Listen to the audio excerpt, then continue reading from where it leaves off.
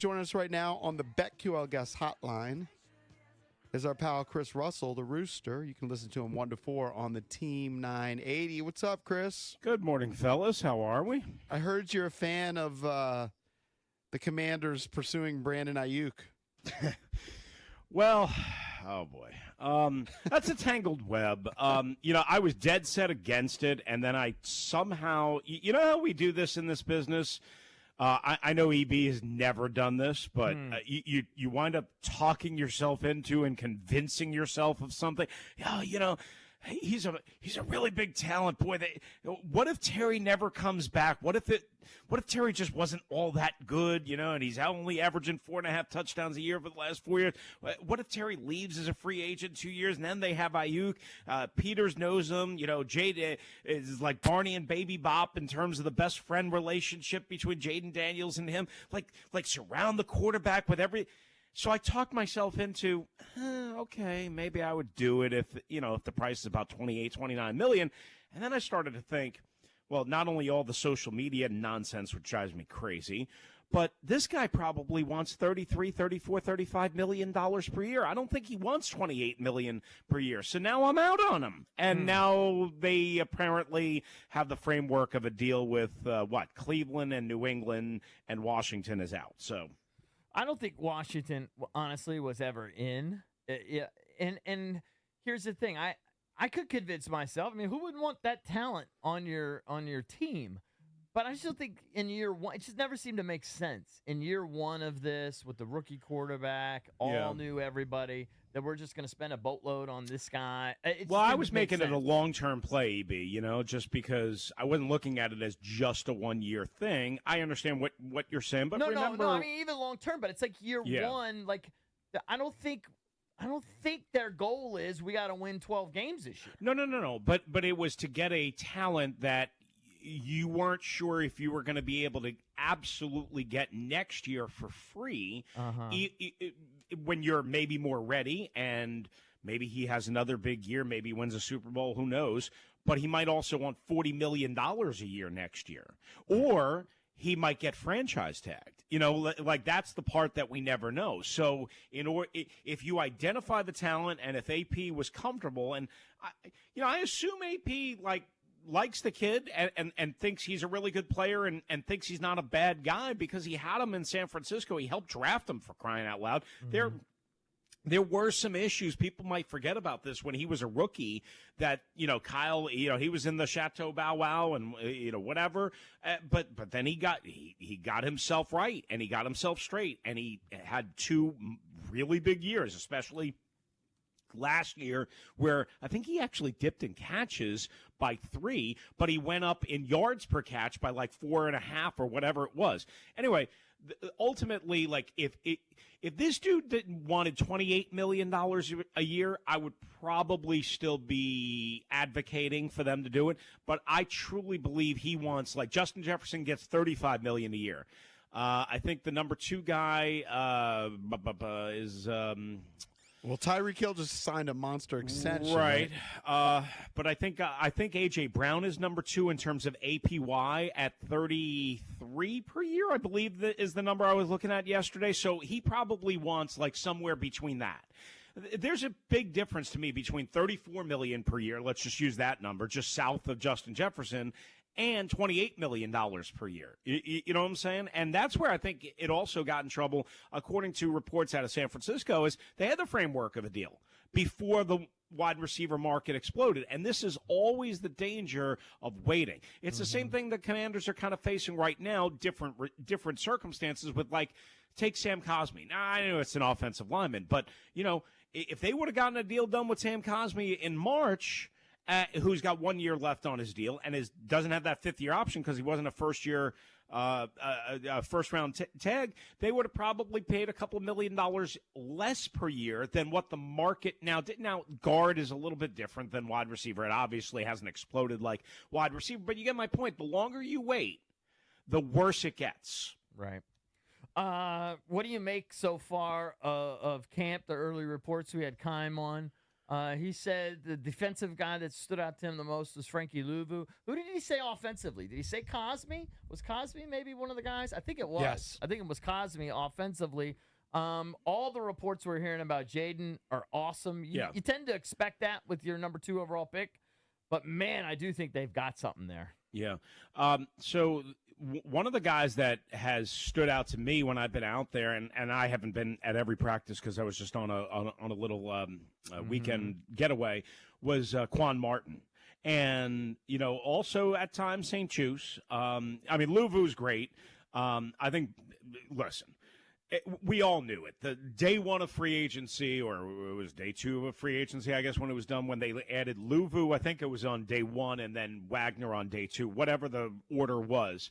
We all knew that they were immediately, immensely, improved at that position from a leadership, from a talent, from a, skill perspective, what have you. I mean, Louvu's a maniac, and they're going to use, look, he's not going to be Micah Parsons, but I think he also might be better against the run than what Micah Parsons is in Dallas. Now, he might not be, again, as dominant and explosive as Micah Parsons is as a pass rusher, but I think he might be a better, maybe all-around player. Let me back up. No, I shouldn't say better all-around player, but have some different skills that maybe Micah struggles at, if that makes sense.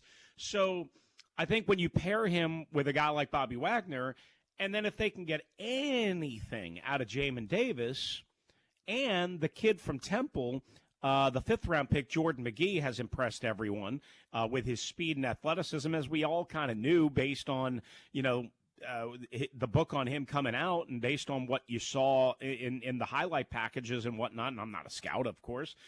To me, their linebacking crew as a whole is 10 times, 15 times better than it was last year, which is not saying much, but, I mean, it is noticeably better. And then just quickly on offense, I mean, I would say this.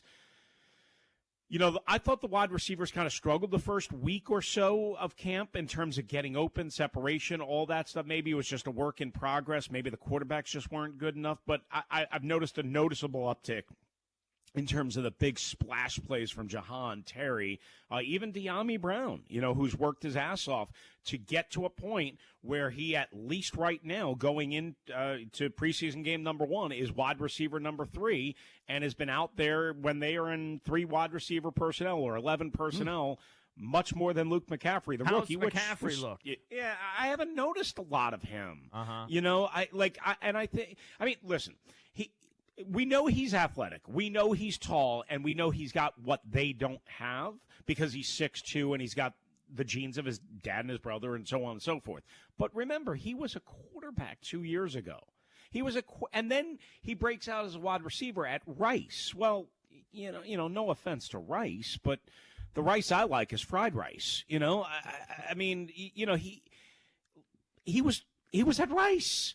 Like you can be good. I'm not saying you can't be good playing at a smaller school or non-Michigan or Ohio State, but it's going to take some time, especially when you consider he wasn't a wide receiver until 2 years ago.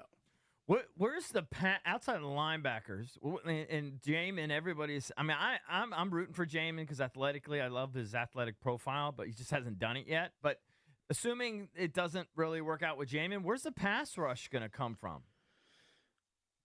Great question. I mean, if you can keep Johnny Newton on the field, which they are managing his snaps and his workload hard, just to ramp him up, if you can keep those 3 guys, Allen, Deron Payne, and Johnny Newton and whatever combo and whatever package and whatever way, I know the defensive line part of the pass rush is going to be better.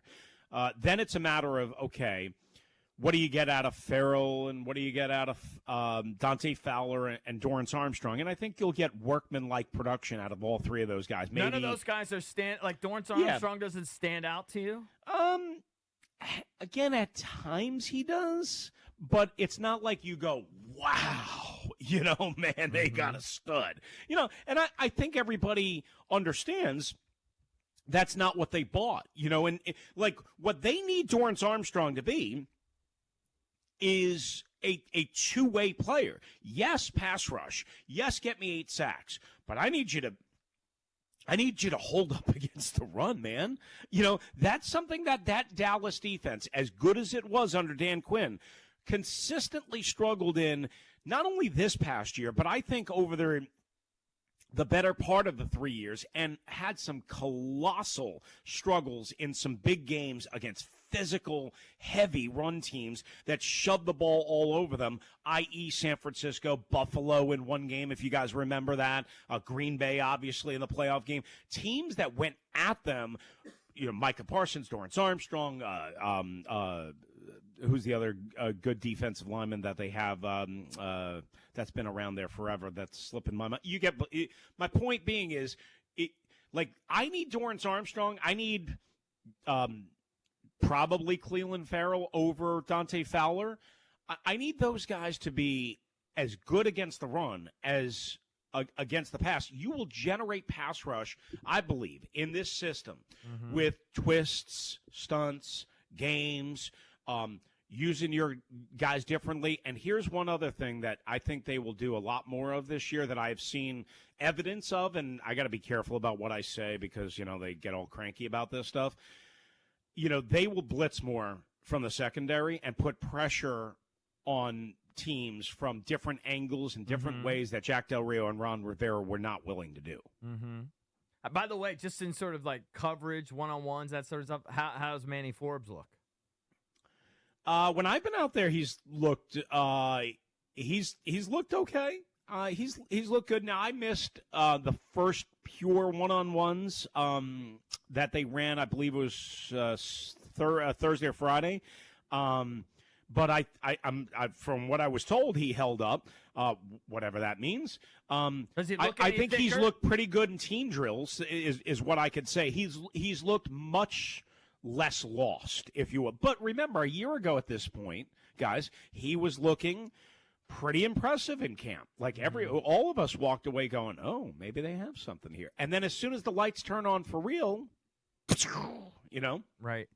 Does he look thicker? Does he look like he put on the 15 pounds or whatever? I don't know if it's 15 pounds, man. I've stood next to him, I talked to him. I think it's 15 pounds probably from like the beginning of last year is what they were kind of referring to.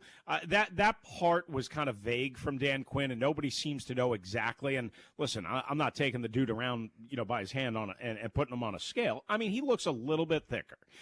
More important, I think so much was made out of that, and I understand why. I think the bigger part of it was his technique was all over the place last year. If you think about that Chicago Bear disaster on that Thursday night, he was there on a couple of those plays along the sideline to DJ Moore and I forget the other receiver that he got burnt on, and he was gambling, and he was lunging, and he was just like all warped and out of not out of shape, but out of position in terms of his body and gambling.